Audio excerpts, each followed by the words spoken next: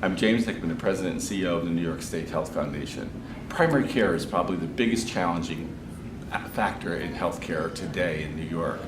And the most difficult part of that challenge is delivering services to high-need patients. People have both social needs and healthcare needs. And community health workers play an instrumental role in coordinating care for this important population. I'm Assembly Member Richard Gottfried, and I chair the Health Committee in the New York State Assembly. This initiative is critically important to be happening here in New York for a couple of reasons. One is that New York State really needs to develop the community health worker profession. If we're going to transform our health system so that we can give people access to the care they need and do that in a coordinated, managed, integrated way that helps to improve outcomes and control costs, I don't think we can do that without community health workers.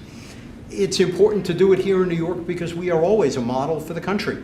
We train a lot of physicians who come here to do their education and residency and then go back to whatever state they came from. And so if we can help get them used to the idea of working with community health workers, then when they go back to Ohio or California, they will carry that message with them. So what we do here is not only critically important to the welfare of 19 million New Yorkers, but is also going to help send that message across the country. Hi, I'm Yasmin Larjan from the New York State Health Foundation. We see this issue of community health workers and really developing the workforce as extremely important to the field of healthcare. Our mission is to improve the care of all New Yorkers, and we see the role that community health workers can play as vital to improving that care. And one way that we felt this could be beneficial was, especially in diabetes and self-management programs, how can community health workers contribute to that workforce. So that sort of led to our initial investment, but as Sergio commented throughout the conference, it's so much bigger than just chronic conditions. And the work that CHWs do cuts across so many different areas. We are excited to be really a part of this initiative and really moving the workforce forward so that one day we'll see community health workers as part of the healthcare teams. My name is April Hicks. I'm with Columbia University, and I've been a part of this project for the last 2 years, the New York State Community Health Worker Initiative. And I ditto everything that Yasmin said. I'm kidding.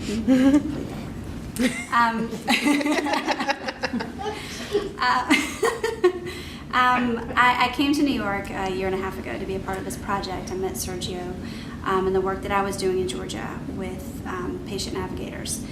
We weren't familiar with the term community health workers, and as I learned about the profession and what they embodied and the importance of what they can do to improve the health for people, their quality of lives, is something that I became very passionate about. And in order to see this workforce be successful, we obviously need to advance and sustain it in a very effective way, and in the ways that we've covered today in this conference and in our report and in the work that we've done. This is actually the first annual conference for the New York State Community Health Workers Association, and it was truly a pleasure to actually be in the audience as well as participate in the conference this afternoon. What I came away this afternoon with a level of energy that was actually second to none. I've been, as you mentioned, I've been to a variety of conferences over the years, and this one, the level of energy in the audience, the enthusiasm was just contagious, and it really was an exciting opportunity. The questions were extremely profound and sophisticated. In addition, the audience was filled with community health workers who were there learning and sharing their experience and their background, as well as newcomers to the initiative, the Community Health Worker Initiative, who were exploring for the first time what it was to be a community health worker, what it meant to be. I would also say that the presentation by the variety of speakers was second to none, was outstanding, fantastic. And the reason I say that is because it operated both at a high level and a very basic level at the level of intervention. So at the high level, here we had folks outlining the movement at the federal level as well as the state level, where they described the initiatives and the funding that could be obtained from these organizations, as well as legislation that was being put forward to support the community health worker initiative and programs. And then you had other folks that were presenting and speaking that were talking at a very basic level of intervention, what it took to run or coordinate a community health worker in New York City or upstate New York. And that also was extremely informational and educational, I think, for everyone in the audience. I found it a wonderful, as was stated, an awesome experience by several of the people in the audience as well as the speakers. Thank you. Great. And could you tell us your name and where you're from? Yes. My name is Doug Reach. I'm a family medicine physician. I'm the chairman and program director of family medicine at Bronx Lebanon Hospital Center and the medical director of the Martin Luther King Health Center. I'm Jackie Scott, and I'm Senior Director at the Healthcare Dynamics International. And I think this initiative will succeed because there's a respect for the full embracing of community health workers at every level of the process, and there's a great respect for time and partnership. Timing is important, not only being able to seize the right timing, but also to respect the fact that the process will take time and that this is indeed not a quick fix. Partnership and collaboration is critically important to making it a success.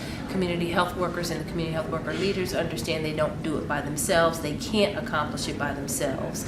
And the business sector and delivery systems understand that they now, in a post-reform implementation side, need to collaborate with this workforce in order to achieve the mandates that they have set before them.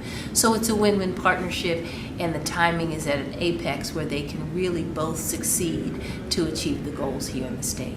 My name is Jenny St. Quinn. I'm the Executive Director of the New York Alliance for Careers in Healthcare. And in my work, I interact a lot with the trade associations of healthcare employers in New York City. And what we've learned from this experience is in looking at the workforce, we've identified some in-demand occupations, and we've learned that community health workers are valuable parts of care teams throughout the city. And as we move forward, community health workers will add incredible value by helping patients access the healthcare system, bringing the patients in so that they can receive the care that they need and be able to stay well over a longer period of time. Hi, I'm Glenda Blanco. I'm a community health worker from the University of Rochester in Rochester, New York.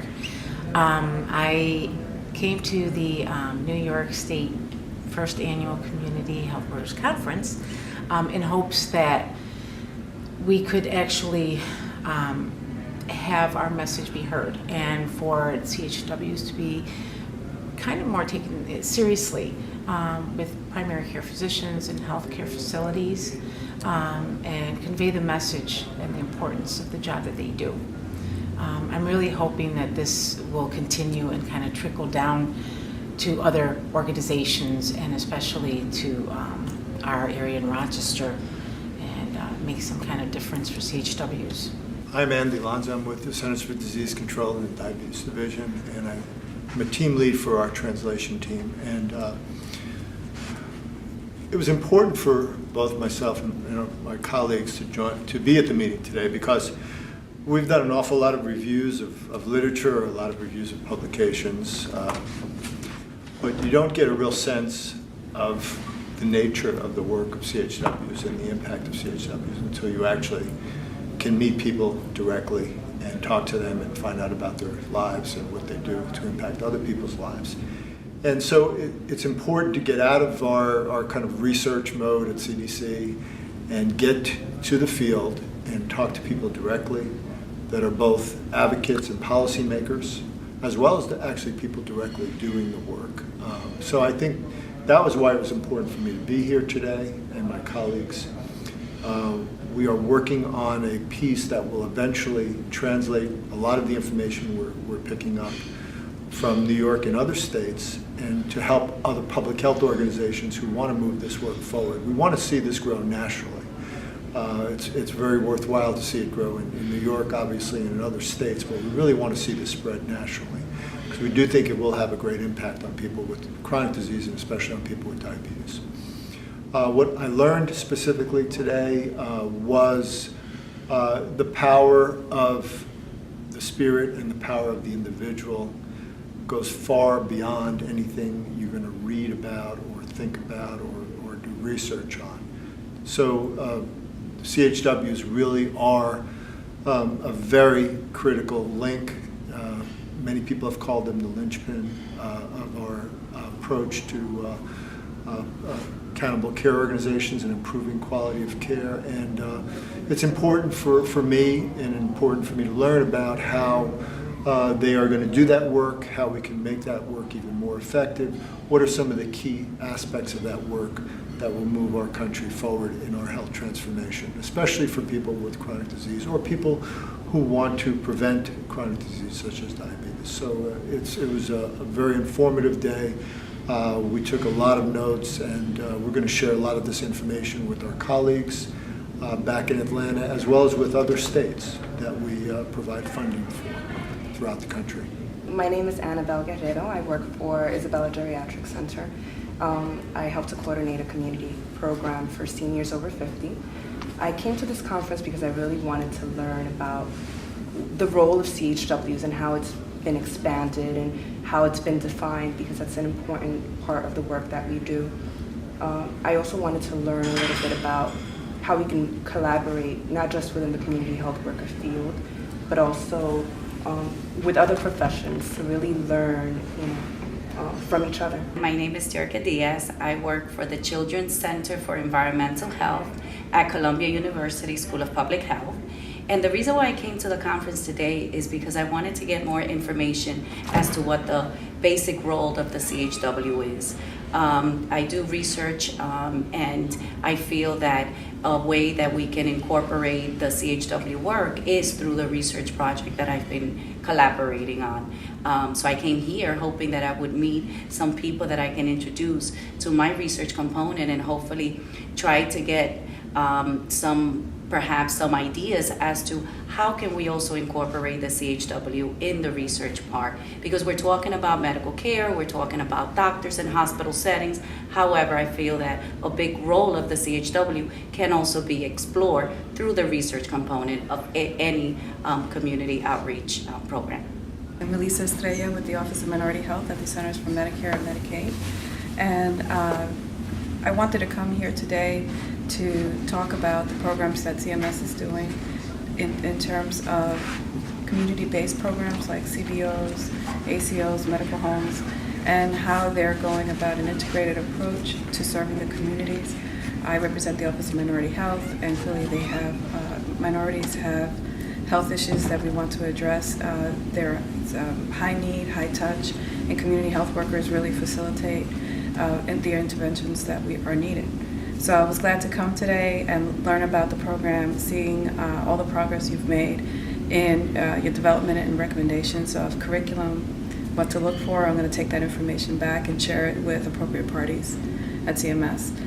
New York is a great city. It's a good place, a melting pot. You know, it's always an example for a lot of other cities because of all the diversity.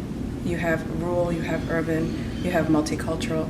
And so finding out what works here is also a good takeaway for taking back to DC and sharing with folks of what's working.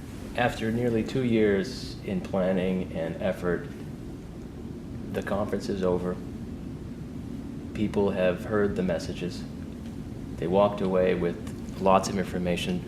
What's the most important thing for you now that people can do when they go back into their communities and go back into the work that they do for and on behalf of community health workers? That's a great question. There are a couple of things. One is that I hope people take away the message that CHWs are important, that they matter, that they need to be supported, that they need to be integrated, that systems innovations are not going to work without CHWs. We'll just be doing more of the same and expecting different results. So I hope that CHWs and advocates both walked away with that message. I think the other big message came at the end of the conference, which was very timely, and that is that it is time for us to step up and lead our own practice. The time is now. There are many parties that are interested in employing CHWs. There are many parties interested in training CHWs. There are a number of institutions wanting to govern our practice. And so it is really time for us to honor our own principle of self-determination and really take control of our own field and the development of our workforce. I fear that if we fail ourselves, then somebody else will govern us. Somebody else will step in and take over our workforce, and then it stands to become something else. Something which in fact might not even be recognizable to either CHWs or the communities that they are to serve. And so I hope that the primary message and the energy and the spirit that people walk away from here is that we need to organize regionally as CHWs and have our own professional associations like every other profession has that will advocate for our workforce and our workers in all environments. My name is Nicole Brown. I'm the Deputy Executive Director for Healthy Families Brooklyn, based out of SUNY Downstate at Long Island College Hospital. And today's conference was important for me because it was a source of inspiration and also provided me with a lot of resources that I can utilize to support the work that I've been doing in Brooklyn using community health workers from public housing developments and faith-based institutions and faith-based organizations to serve as health advocates. Being housed in a hospital, I believe that a hospital or a health center's benefit can only be demonstrated by its commitment to its community's health. I'm Sally Findlay, and I'm the co-director of the New York State Community Health Worker Initiative, and I'm a professor at Mailman School of Public Health at Columbia University. You and Columbia have been involved in community health worker efforts for a long time. Why does this conference matter? Why do these recommendations, this report matter at this time for the state of New York and for Columbia's own history in these efforts? Thank you, Easy. That was a great question, and one actually that I've been thinking about a lot. Last year, when we had the conference, we asked all the community health workers and the employers who were at the conference to respond to a survey. Why did we do that?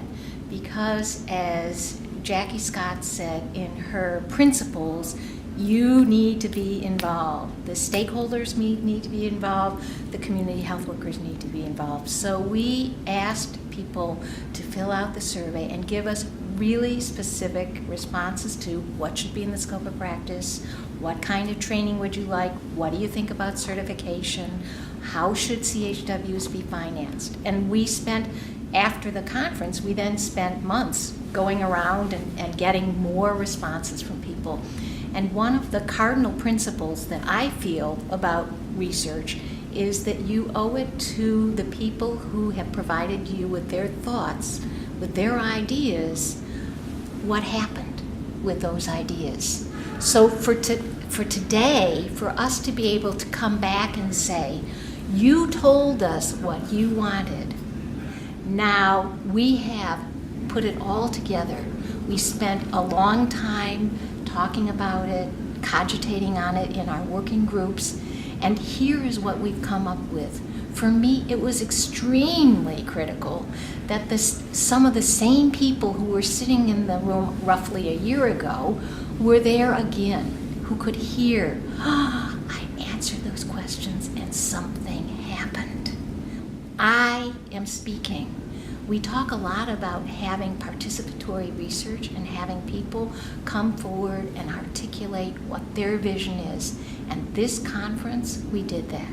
We had employers at the table, we had the CHWs at the table. Those recommendations didn't come from some other group. It came from this group. So it was really, really amazing for me to be able to sit in the middle of the room and see all around me the faces of the people who were saying, yeah, right on, this is what we wanted. So the second thing is that there's no point in doing any research or coming up with any recommendations if you don't do anything with them. And the way this conference was organized, we went from talking about how do we get these recommendations, what the recommendations are, and then we had Jackie Scott, we had the panel, we had Sergio, everybody saying, this is what we need to do. And Assemblyman Gottfried was very clear that this is unprecedented for community health workers to come together and to be able to advocate for what needs to be done. That's what we needed. He said, go and talk to your representative. So that was the other thing, is that information is power, but the power still is with the network. The power is with all of those community health workers and the many stakeholders that were part of that conference, that now we are the ones who are, in a sense, going to go forth and mobilize to make these recommendations become reality. Of course, there's still a lot of work to be done. We don't kid ourselves about that. We thought we might be in the third quarter instead of only halftime, but here we are, and we are going to be moving forward. And it was again a wonderful thing to see how the momentum of the conference built and built and built into that sort of charge forth and let's get this going. And that was wonderful.